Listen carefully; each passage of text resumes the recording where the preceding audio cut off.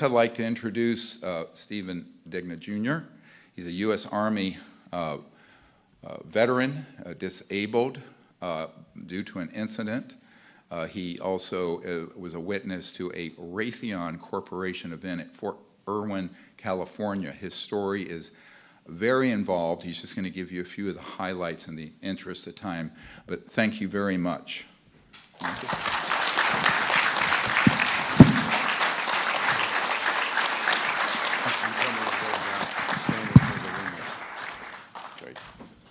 Good afternoon, everyone. I'm going to look down and read this. I have a brain injury, so it gives me problems. So I apologize.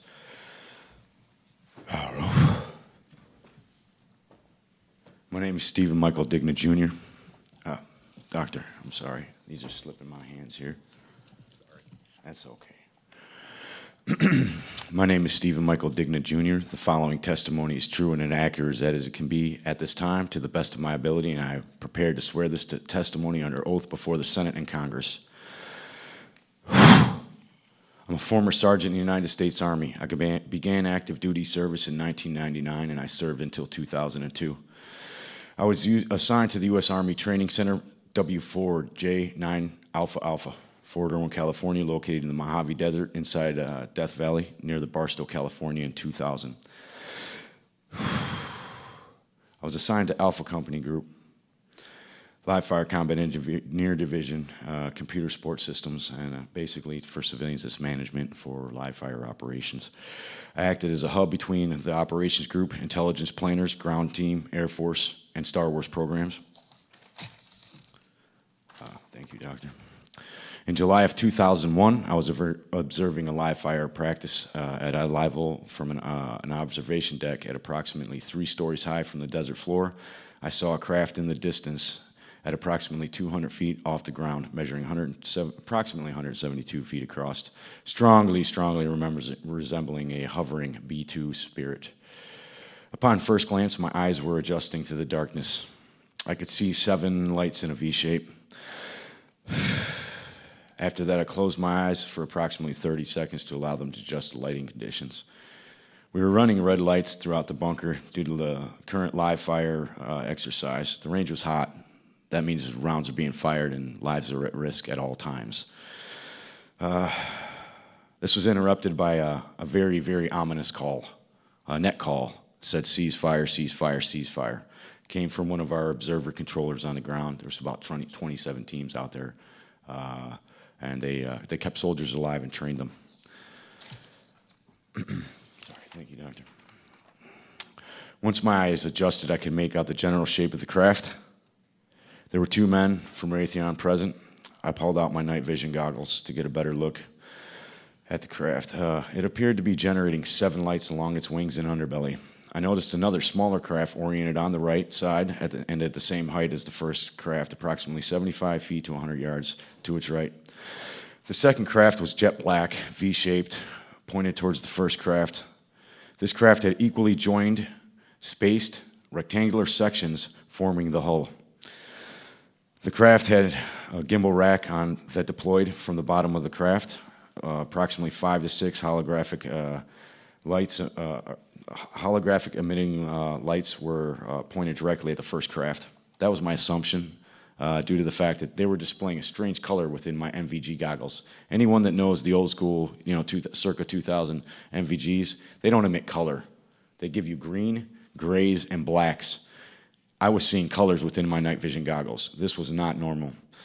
And it was my assumption that perhaps this was a hologram being projected from the other craft.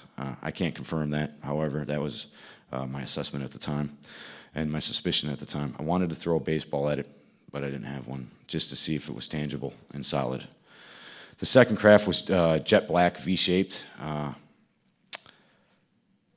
Oh, I'm sorry, jumped a little space here. Thank you for the bullets, Raven. The craft and the gimbal rack were deployed from the bottom of the craft and approximately 5 or 6 lights. Sorry, Dr. Greer. Guys, I goofed up, and that's a part of the brain injury suffered during an explosion on the live fire range. One of the 2 men on the observation deck from Raytheon noticed the night vision goggles I had. He went from chattering cheerfully. They were pretty relaxed. They'd seen these before. It wasn't abnormal to them.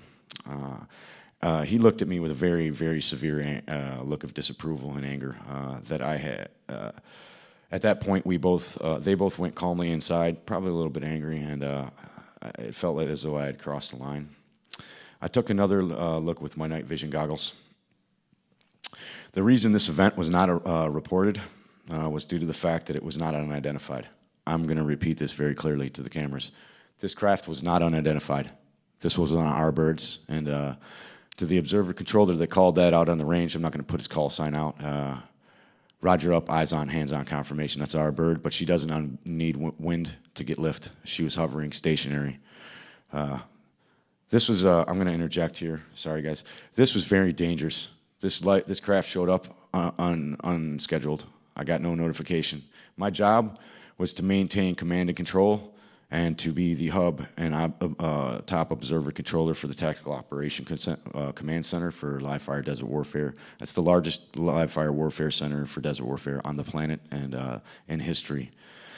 So any moving objects that are on that desert floor or in those skies are supposed to be coordinated between myself and another group that I directly worked with the civilian personnel through Raytheon and the United States Air Force.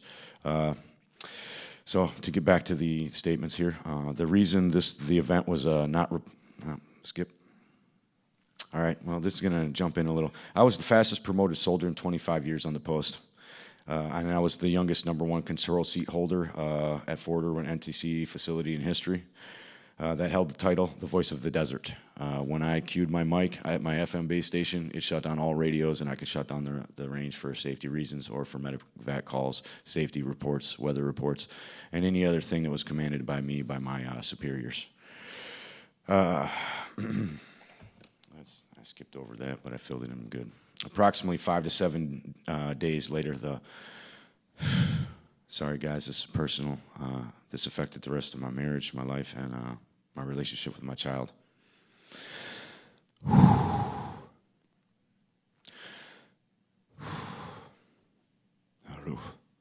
Approximately 5 to 7 days later, the following incident took place on Fort Irwin Road. It's the one road leading into the base. During the weekend pass, after the show, my wife and I had taken a pass to go see a movie. And this took place right after the live fire bunker, about 5 to 7 days afterwards. We skipped the second movie, or halfway through. I was really tired, just got back from running the range, 78-hour shifts with no relief. We passed a dry lake bed on the right-hand side. I've got that exact information already turned into the proper authorities. Thank you, Dr. Greer and all of his team. People out there, please get ready to come out. It's a saying they got, an old friend of mine, well, a new friend, but he reminded me of an old saying they have at Fort Benning, Georgia. It says, "Follow me."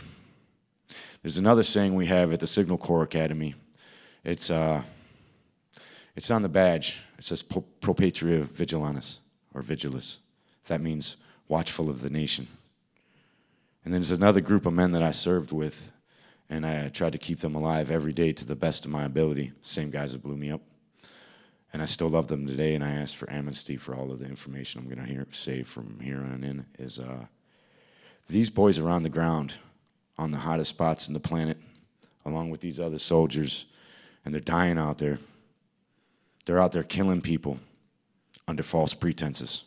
I've also turned information in that may be able to prove that to the proper authorities, thanks to Dr. Greer and his team. His team so far has been accommodating, polite, honest, respectful, and this man is my new general. He leads the way. So rally up, rally on me. This man is the way. He speaks the truth. He is sound. Apologize, Dr. Greer. I've been waiting to say that for a long time. I thought they would laugh at me and look at me like I'm a lunatic. However, I brought my data. I brought the information. They stripped my information, said I had a driver's badge and a service ribbon. I had 2 accommodation medals, and I had total 7 certificates. They put me in for an ARCOM, which is the highest award you can get for a non-deployable base. I'm a non-combatant, but I'm as close as you can get to being one. Those boys out there, we receive KIT reports every day. That means killed in training. Had I been in a real tactical operation command center or bunker on the range, like the one that just got hit in Ukraine, then I'd be sending men out to die every day. Those guys hated the voice of the desert because we gave them commands to send their troops into danger and to death, even if we knew that they were just the decoys for the real mission. So I'm going to have to jump back to this. I apologize, Raven and everyone, for going off track, but that had to be said. Back to the story in hand. This isn't a story. It's my story. This is a real story. And don't forget that. This is real. This can't be made up. And I can give you the exact locations. I can drive Dr. Greer and all of the command, Congress, everyone there to the bunker